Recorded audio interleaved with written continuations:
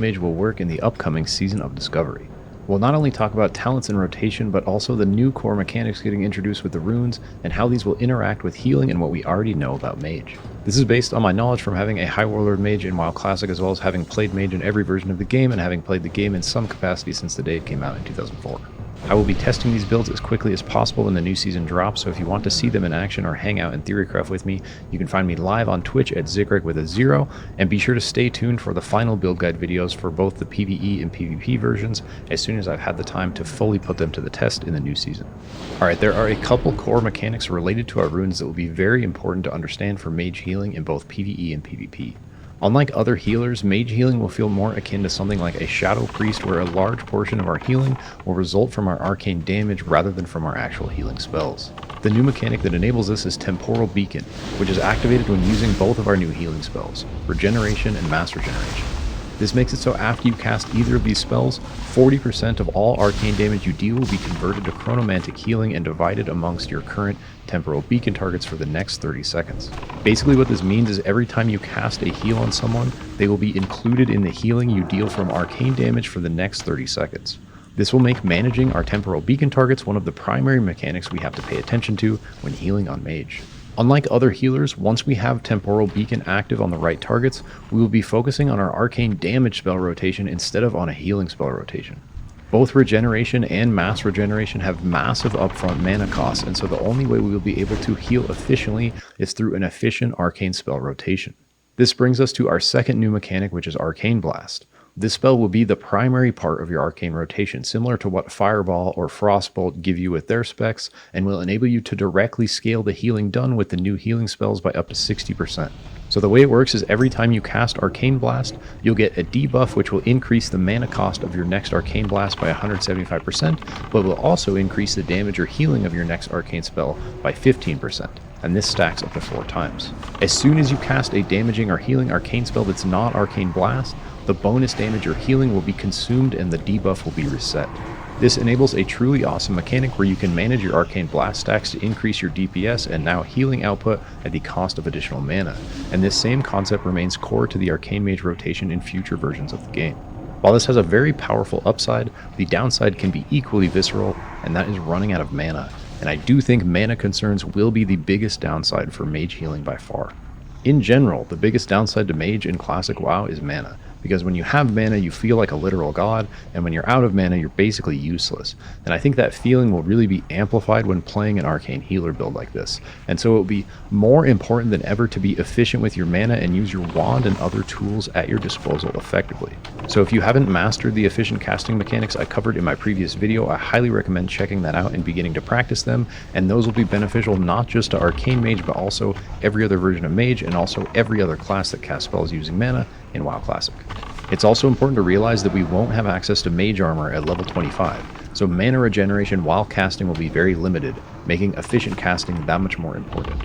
And speaking of wands, I think utilizing a wand with arcane base damage and running 2 points in wand specialization will be absolutely crucial for Mage healers, because based on the wording, this should make it so our wand damage heals for 40% through Temporal Beacon, since it is in fact arcane damage. Using your arcane wand to slow heal your beacon targets while you regen will likely be a big part of your rotation during longer fights. If you're going to be wanding a lot, you'll also want to get good both at wand kiting and wand weaving, which are mechanics I discussed in my previous video. Wand kiting will let you use your wand attack while moving, and wand weaving will let you use your wand and melee weapons simultaneously. Taking a look at our 2 healing spells in more detail, they show pretty ridiculous mana costs if these tooltips on Wowhead are accurate. A single regeneration spell will be 43% of base mana, and a mass regeneration spell will be 69% of base mana. Both of these will be 3-second channeled casts, so just like arcane missiles, the 5-second rule should begin at the beginning of the cast instead of at the end.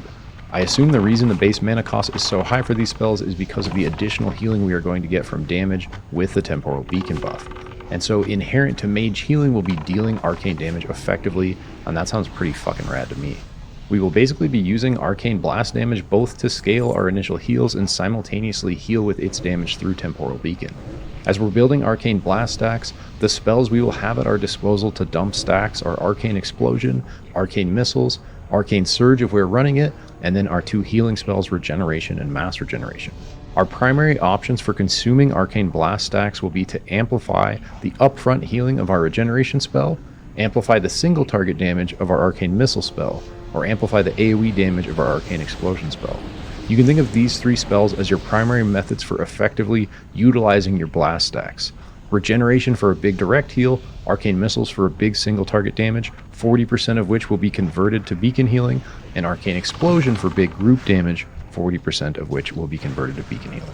More situationally, you'll want to leverage max stacks to cast both spells in our leg rune slot, which will be Mass Regeneration or Arcane Surge depending on the situation. Both these spells cost enough and are powerful enough to where you'll really want to try to cast them at max stacks. If we're able to quickly swap between runes at low cost, we'll likely end up switching back and forth between these two runes quite a bit. You'll mainly want to take Mass Regeneration on big or harder fights where the group will be taking lots of damage. Keep in mind that after you cast this, all your temporal beacon healing will be split between 5 targets for 30 seconds instead of being focused on the tank. Now, Temporal Beacon does show as a buff, so it might become meta for good players that aren't the tank to click off their beacon healing buff from their mage healer as soon as they reach 100% health, so they are no longer soaking healing from the beacon. And it would be really sick if the mechanic had this built in to minimize overhealing, but I do not expect that to be the case. In most other scenarios where damage is mainly focused on the tank, we will get more value out of Arcane Surge since we can instant cast it at max stacks for big damage, 40% of which will still heal through Beacon, and utilizing it at low mana will give us a big mana regen window at 300% for 8 seconds, which looks like it should work while casting or during the 5-second rule based on the tooltip.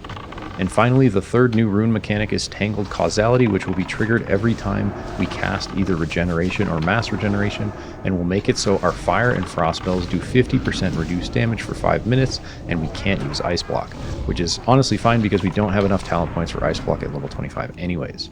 This mechanic basically implies that if you are healing as an Arcane Mage, you'll want to go all in on Arcane DPS because this is what triggers healing from Temporal Beacon, and you'll want to avoid casting damage spells from your other two schools since the damage from all Fire and Frost spells will be halved. It's worth pointing out that it may be situationally beneficial to use Rewind Time over Arcane Blast in certain fights where the tank takes big chunks of damage. Rewind Time instantly heals a Temporal Beacon target for 100% of the damage dealt to it in the last 5 seconds. This is an instant free cast spell, meaning it doesn't appear to have a mana cost and is only on a 30-second cooldown. So it's really an insane spell, but unfortunately it is in the same slot as Arcane Blast, which really enables our core arcane mechanics, and so will likely only be utilized for certain fights in PvE or more universally in PvP, which we will discuss in a minute. Alright, now that we understand our rune mechanics, let's talk about talents starting with the PvE version. It's unclear what level the mobs will be in the new BFD level up raid, but from what I could see during BlizzCon footage, most mobs are shown at level 25 or 26 and bosses appeared as skulls. So based on how bosses work for every other raid in the game, it's probably safe to assume that these bosses are considered 3 levels above the player character in terms of statistics, which will result in our normal 16% spell hit cap that is present when fighting bosses in raids at level 60. I honestly have no idea exactly how they're going to do this because that seems a bit extreme for a level 25 raid, so as big brain mages we are going to prepare for both. If the bosses are 3 levels above us, we're going to run this version with Arcane Focus maxed out, which will give us as close to 16% spell hit with our arcane spells as possible, which are the main ones we will be casting while healing because of Temporal Beacon and Tangled Causality. If it turns out we don't need this much spell hit, we can drop a few points down into Magic Absorption, which I usually don't run but could end up being quite good in this scenario because we are only level 25, so 6 extra resistance might actually do something, but mainly will help with our mana situation by giving us 3% extra every time we get a resist. I'm also not sure exactly how bad our threat is going to be with our simultaneous damage and healing, but I imagine our threat gen will be pretty high, and so we will likely need these 2 points in Arcane Subtlety just for that, but the extra bit of Spell Pen can't hurt, especially when fighting stuff a few levels above us. We will be grabbing 2 points in Wand Specialization and using Arcane-based wands to maximize our wand healing into Temporal Beacon when we're trying to conserve mana. Then we will be maxing out Arcane Concentration for Clearcast again to be as efficient with our mana as possible, and finally using our last point to access this 5% regen while casting in Arcane Meditation, which is certainly not much but definitely more than 0. I expect a build like this to perform very well in PvE content at level 25 and can't imagine the BIS setup being very different from this based on what I know right now. Like I mentioned earlier, you'll likely want to swap Mass Regeneration and Arcane Surge in your leg rune slot depending on the situation, as well as Arcane Blast for Rewind Time in specific fights where the tank takes big damage in a short window. For the PvP version, the main thing that's going to change is that you'll find you don't have nearly as much opportunity to stand and hardcast Arcane Blast as you do in PvE.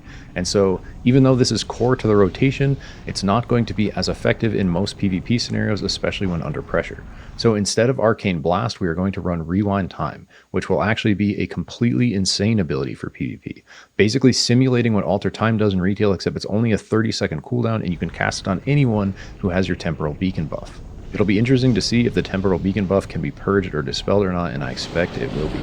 But Rewind Time will make it so that your current Temporal Beacon target will be instantly healed for all the damage taken during the last 5 seconds.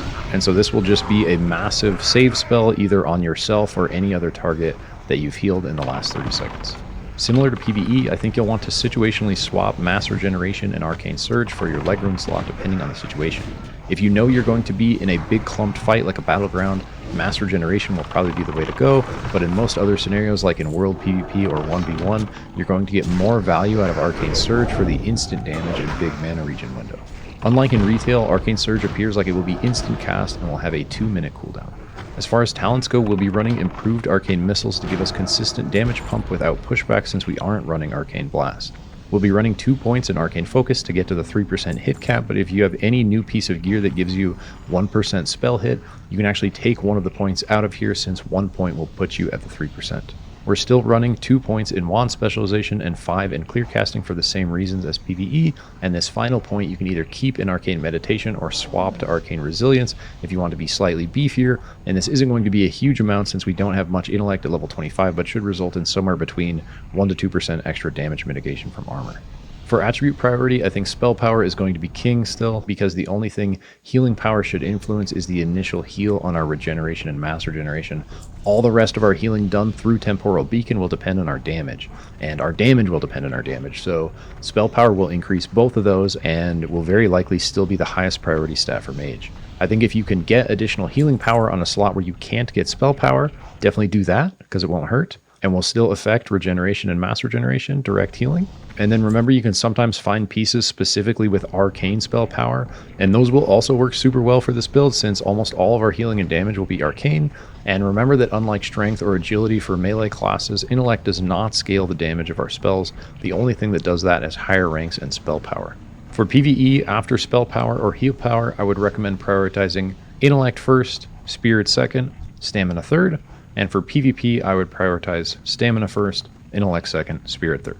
Remember that we don't have access to Mage Armor yet at level 25, so Spirit is going to be lower priority than it normally is, since we don't have access to this 30% mana regen from Spirit while casting. Boom, that's all I got for this one. I hope it was useful. Like I mentioned at the beginning, I'll be testing this build in both PvE and PvP live as soon as I possibly can when the Season of Discovery launches.